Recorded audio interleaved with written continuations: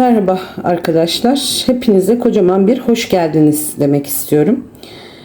Güzel enerjileriyle burada olan kıymetli takipçilerime, yurt içinden, yurt dışından beni dinleyen tüm gönül dostlarıma sevgilerimi gönderiyorum.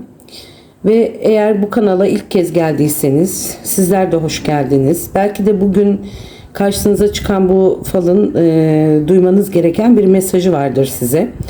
Bakalım fincanımız ve tabağımız bize bugün neler anlatacak? Hangi semboller karşımıza çıkacak? Hangi enerjiler kendini gösterecek? Hazırsanız niyetlerinizi güzel tutalım ve fincanımızın bize anlatmasına bakalım neler anlatacak?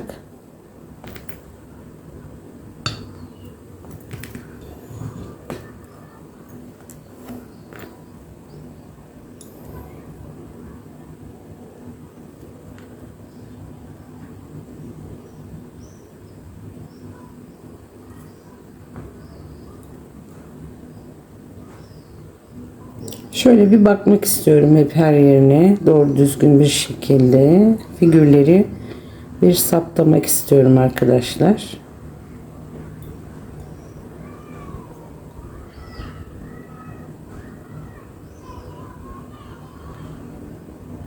Evet.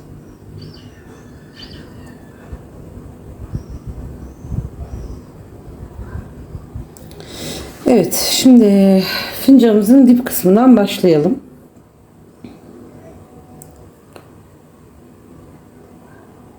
Şimdi burada sanki elinde çiçekleri olan dip kısmında arkadaşlar başında bir şapka gibi bir aksesuarı ve üzerinde gelinliği andıran bir kıyafet, bembeyaz,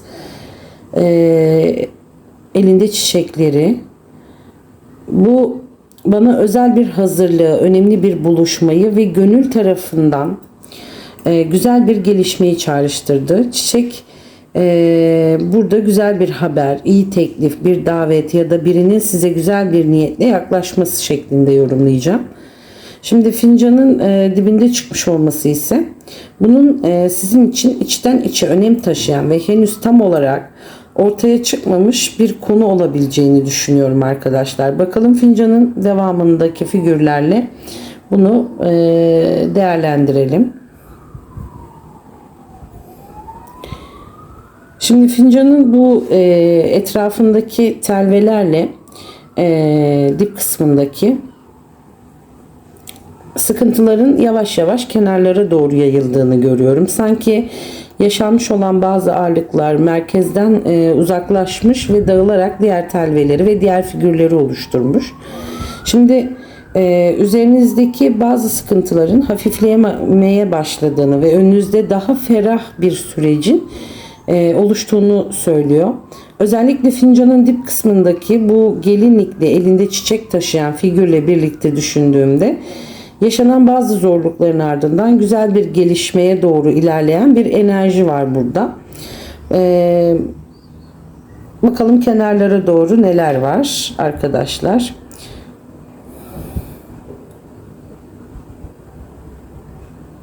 Şimdi bakın burada bir ev figürü. Şurada görüyor musunuz? Çatısı, bacası ve kapısı. Sanki burada böyle bir kulübe, ev yani bu. Sanki bir dağ evi gibi. Bacasından duman da tutuyor aynı zamanda. Baca dumanı bana bu hanenin içerisinde yaşamın, hareketin ve sıcaklığın devam ettiğini düşündürdü. Şimdi hemen evin üzerinde ise bir kalp görüyorum ve kalbin çevresinde kuşlar var. Bunun haricinde kuşlar genellikle haberleri, iletişimi, gelecek ve güzel bir gelişmeyi çağrıştırdı bana. Kalbin yanında daha dikkat çekici bir silüet var. Sanki elini uzatmış o kalbi almaya ya da elinde tutmaya çalışıyor. Bakın şurada görüyor musunuz? Kalbe uzanmış. kalpten gelen bir isteği, birinin duygularına ulaşma çabasını veya gönül tarafından sahiplenilmek istenen bir bağı gösteriyor. Şimdi ev, kalp ve kuşların aynı bölgede olmuş olması arkadaşlar bana özellikle hane, yuva ve duygusal konularda bağlantılı güzel bir haber enerjisi verdi. Şimdi elinde tutmaya çalışan Süliyet ilerleyen bölümlerinde bize kim olduğunu anlatacak arkadaşlar.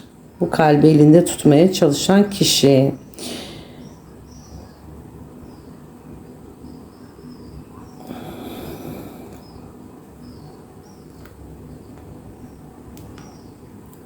Bakın burada sanki fincanın dış kısmından iç kısmına doğru ilerleyen, emekleyen daha doğrusu bir çocuk figürü bu. Çocuğun dışarıdan içeriye doğru gelmesi bana yine temiz bir başlangıcın haneye doğru yaklaşmasını çağrıştırıyor çünkü. Henüz çok küçük ve emekleme aşamasında olması da bu gelişmenin daha yolun başında olunduğunu, zamanla büyüyüp şekilleneceğini düşündürdü. Üstelik bunu evin üzerindeki kalp ve kuşlarla birlikte düşündüğümde hane içerisinde duygusal anlamda sevindirici bir haber, yeni bir başlangıç ya da aileyi mutlu edecek bir gelişme enerjisi hissediyorum arkadaşlar. Sanki dışarıda olan bir şey yavaş yavaş bu hanenin içine doğru geliyor. Yeni başlangıcı anlatıyor bana ama bakalım ilerleyen suriyetlerde göreceğiz bunu.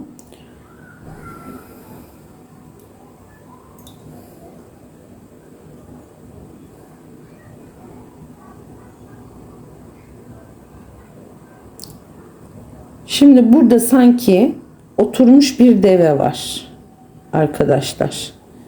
Bakın ayaklarını da altına almış, oturmuş. Bakın boynu, kafası, ağzı açık aynı zamanda.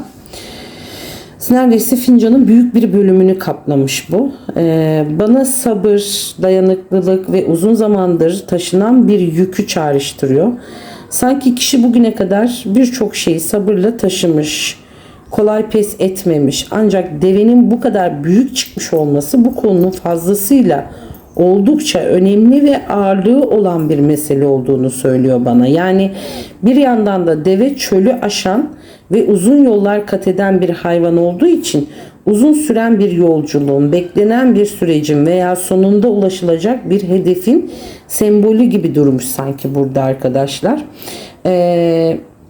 Şimdi ev, kalp, kuş ve dışarıdan içeriye ilerleyen çocuk figürüyle birlikte düşündüğümde sanki bütün bu sembollerin arkasında sabır isteyen ama sonunda bir yere bağlanacak önemli bir süreç var. Bakalım bu büyük deve bize başka hangi mesajlarla bağlayacak?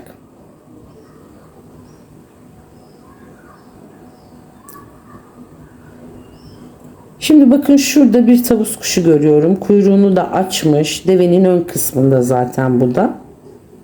Çok da güzel çıkmış bu arada.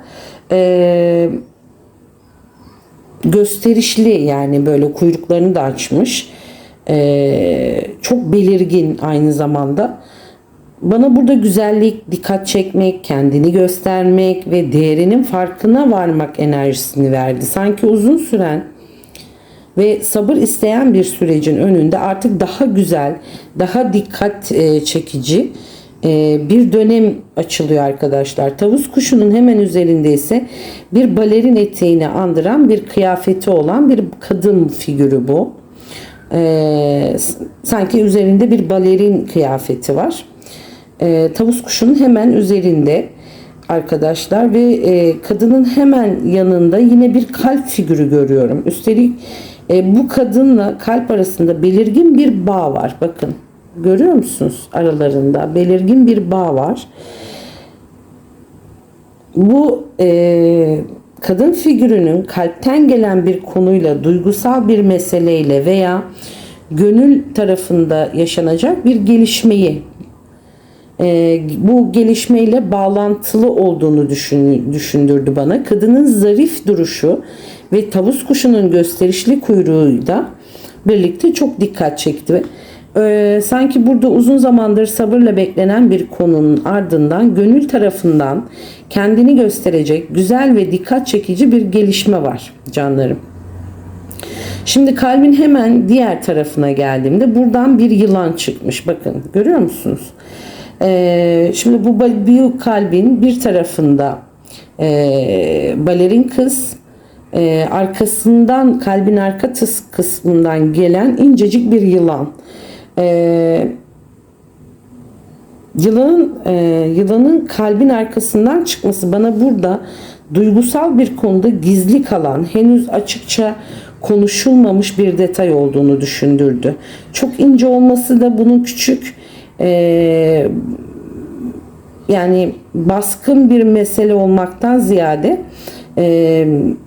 daha çok küçük ama dikkat edilmesi gereken bir ayrıntı olduğu, sadece bu hisse aldım buradan. Şimdi bir yanda zarif kadın, diğer yanda yılanın bulunması duygularla ilgili bir konuda her şeyin göründüğü kadar açık olmayabileceğini söylüyor bana. Burada biraz daha dikkatli bakmak, acele karar vermemek önemli arkadaşlar. Bakalım ilerleyen telvelerle nasıl tamamlayacak ve kalbin bize nasıl bir mesajı olacak arkadaşlar. Şimdi burada bakın bir zürafa, boynu uzun, ön ayakları ileride. Sanki bu zürafa aynı zamanda koşuyor arkadaşlar. Yani şöyle ön ayakları ileride, hareket halinde yani. Uzaktan bakabilmeyi, olayları daha geniş bir açıdan değerlendirmeyi ve yüksekten görmeyi çağrıştırıyor bana. Ama bu zürafanın koşu olması çok daha hareketli bir enerji verdi. Sanki uzun zamandır bekleyen bir konu artık hazırlanıyor ve bir gelişme size doğru koşarak geliyor. Özellikle daha önce gördüğüm sabrı temsil eden deve ile birlikte düşündüğümde uzun süren bir bekleyişin ardından hareketlenme görünüyor burada. Bir şey ağır ağır ilerlerken şimdi bir anda hız kazanıyor arkadaşlar. Bu koşan zürafa bize yaklaşan gelişmenin ne olduğunu bakalım buradaki telvelerimiz de söyleyecek mi?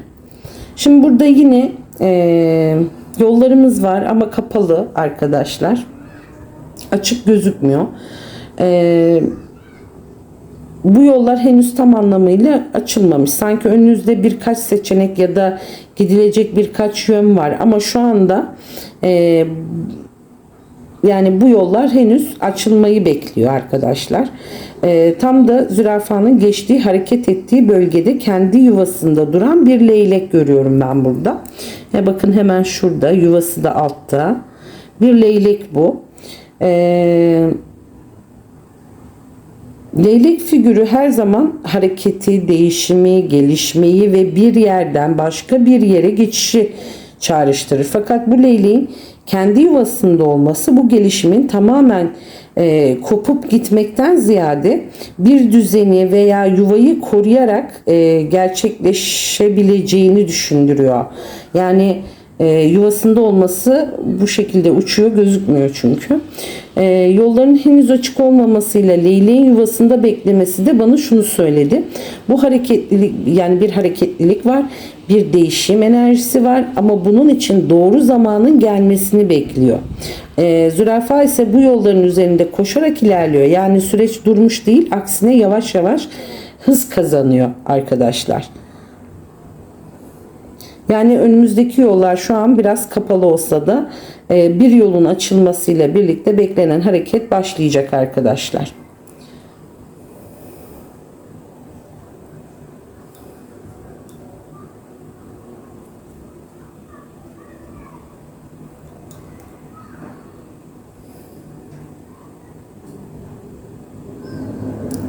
Şimdi burada bakın şu telve, yani fincanın dip kısmında eğik, yani sırtı eğik, sanki elinde bir yün eğiriyor bu kadın. Yani yaşlı bir kadın bu. Hafif kambur çünkü. Bu figür bana sabırla emek vererek ve ince ince işlenen bir süreci çağrıştırdı. Gün ayırmak nasıl zaman ve sabır isteyen bir işse, burada da hayatınızda bir konunun adım adım örüldüğünü, aceleye gelmeden şekillendiğini hissediyorum. Şimdi kadının yaşlı olması da bana tecrübe, geçmişten gelen bir bilgi veya hayatında sözü dinlenen bir kadın figürünü düşündürdü. Hafif kambur duruşu ise uzun zamandır taşınan bir yükü ya da geçmişten gelen bir sorumluluğu simgeliyor arkadaşlar. Özellikle gördüğümüz henüz açılmamış yollarla birlikte düşündüğümde burada sabır isteyen bir bekleyişin ve zamanla çözülecek bir konunun enerjisi var. Bakalım yani elindeki ip falımızın tabak kısmında bize nerelere götürecek bir bakalım.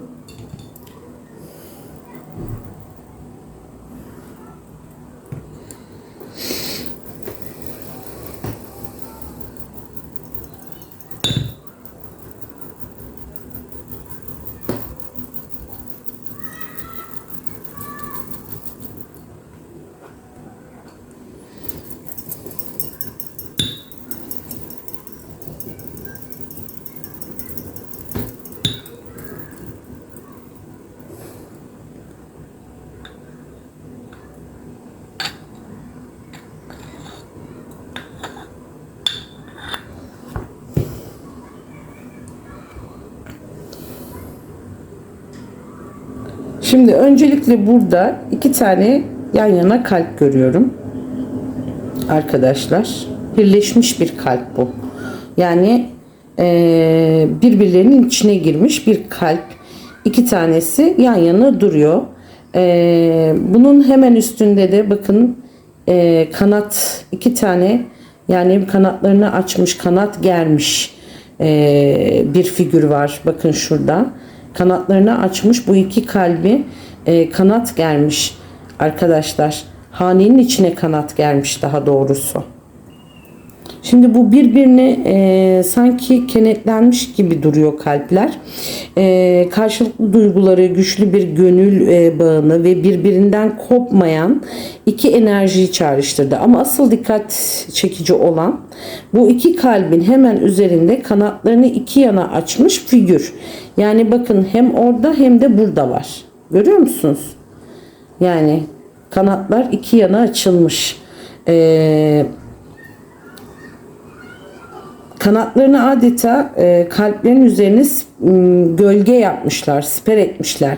Hanenin içine doğru bu hanenin içinde, tabağın içinde, hanenin içinde yer alıyor.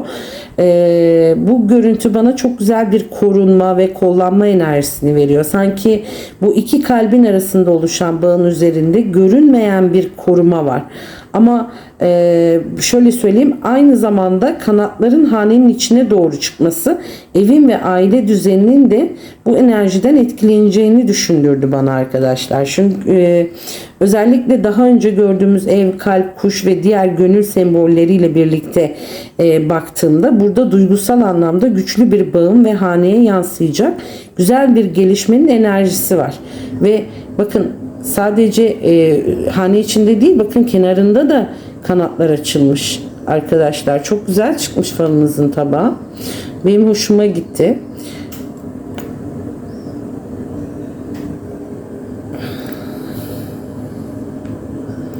Şimdi burada sanki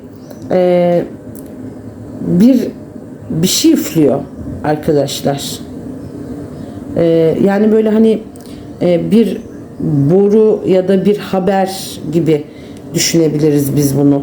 Yani böyle burada bir borazana üflüyor sanki, ama diğer elinde ise bir alet var, aynı zamanda bir şey var. Yani böyle ucu sivri, daha çok böyle bir kama gibi, bir bıçak gibi, hani bu tarz bir şey, ama diğer eliyle de sanki bir boruya üflüyor arkadaşlar burada. Bu da sanki böyle bir haberin duyurulması, bir şeyin ortaya çıkması veya uzun zamandır sessiz kalan bir konunun artık ses vermesini çağrıştırdı. Sanki bir gelişme var ve bunun duyulacağı bir zaman yaklaşıyor. Şimdi diğer elindeki sivri uçlu nesne ise bana kararlılık ve dengeli kesip geçme veya net bir tavır koyma enerjisi veriyor. Yani burada bir tarafta haberin duyulması, diğer tarafta ise o haberle birlikte alınacak net bir karar var. Aynı şekilde arkadaşlar, bu aynı kişide olması bunların. Bu haber geliyor ve bu haber beraberinde bir karar veya bir dönüm noktası getiriyor. Yani bu haberle birlikte. Bakalım bu borazanla duyulan şey falımızın hangi konusuyla bağlantılı çıkacak arkadaşlar.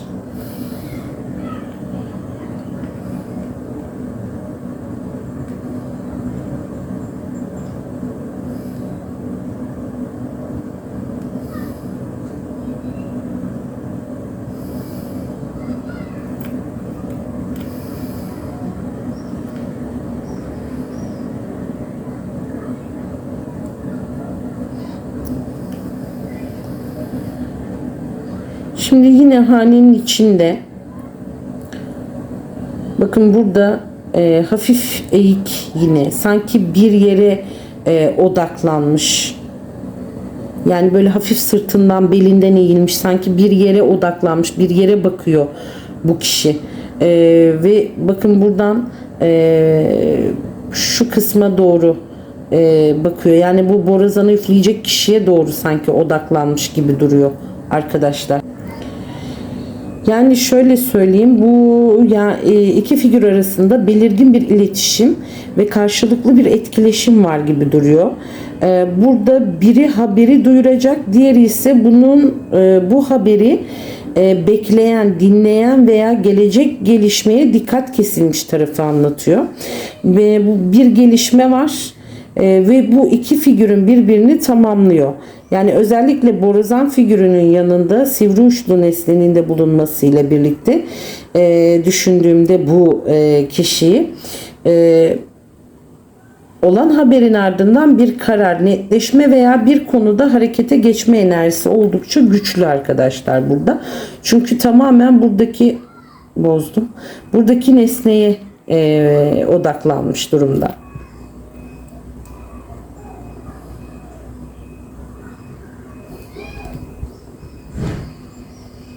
Şimdi bakın burada yine arkadaşlar bir kalabalık topluluğu, yani burada da sürekli insanlar var. Küçük bir kalabalık bu. Ve bu küçük kalabalık, bir nesne daha gördüm arkadaşlar. Önce bu küçük kalabalığı bir yorumlamak istiyorum size. Şimdi burada bir araya gelme var. Bir konu etrafında konuşmayı, görüş alışverişi ve ortak bir meseleye dahil olmayı çağrıştıran bir kalabalık bu. Özellikle peş peşe insan figürlerinin çıkması da bana önünüzdeki süreçte tek başınıza ilerlemekten ziyade çevrenizdeki insanların dahil olacağı bir gelişme veya önemli bir konuşma olabileceğini düşündürdü. Sanki bir haber duyulacak, insanlar bunun etrafında toplanacak ve bir konu birlikte konuşulup değerlendirilecek gibi bir enerji var arkadaşlar. Şimdi bu kalabalığın hemen yanında gördüğümüz o diğer nesne bize bu topluluğun neden bir araya geldiğini gösterecek.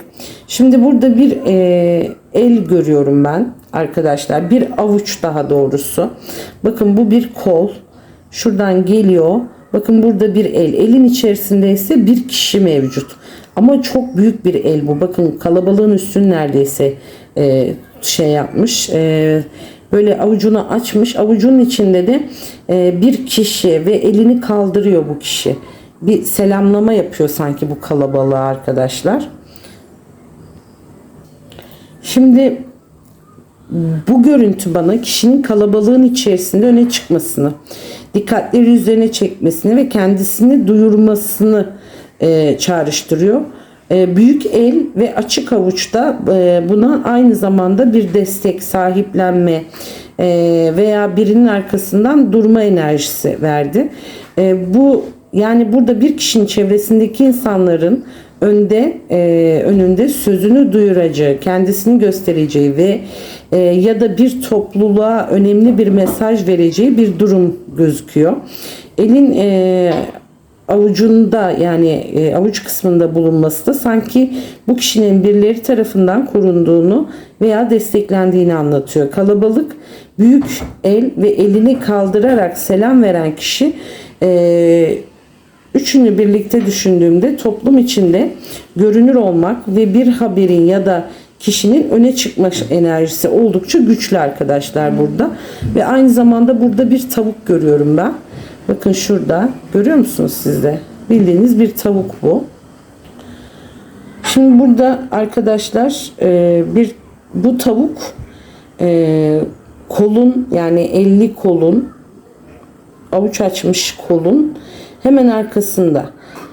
Burada ev, hane, günlük yaşam ve bereket enerjisi çağrıştırdı. Özellikle bu figürün büyük elin arkasında çıkması sanki yaşanan gelişmelerin haneye ve aile düzeninde yansıyacağını düşünüyorum ben. Bir yandan da tavuk sabahların erken saatlerinde öten ve sesini duyuran, gıt gıt gıt gıt duyuran bir hayvan. Burada duyulacak bir haberin veya ortaya çıkacak bir konu sembolü gibi. Yani kalabalığın üzerinde büyük el avucundaki kişi ve hemen arkasında tavukla birlikte bir kişinin öne çıkması, bir haberin duyulması ve bunun hane içerisinde bir hareketlilik oluşturması gibi bir enerji arkadaşlar bu. Evet, tabağımızda bu şekildeydi. Gayet de güzel çıktığını düşünüyorum ben. Yani fincanımızın ve tabağımızın bize anlattıkları bu kadardı. Bugün fincanımızda sabır, bekleyiş, yollar, haberler, kalp ve yeni başlangıçlar dolu çok güzel semboller vardı. Her bir sembol kendi hikayesini anlattı ve birbirini tamamlayan mesajlar verdi. Şimdi ben gördüklerimi sizlerle paylaştım. Bundan sonrası artık hayatınızda nasıl şekillenecek hep birlikte göreceksiniz. Gönlünüzden geçen güzel dileklerin ve niyetlerin hayırlısıyla gerçekleşmesini diliyorum arkadaşlar. Şimdi bir sonraki falımızda yeniden buluşmak dileğiyle. Kendinize çok iyi bakın.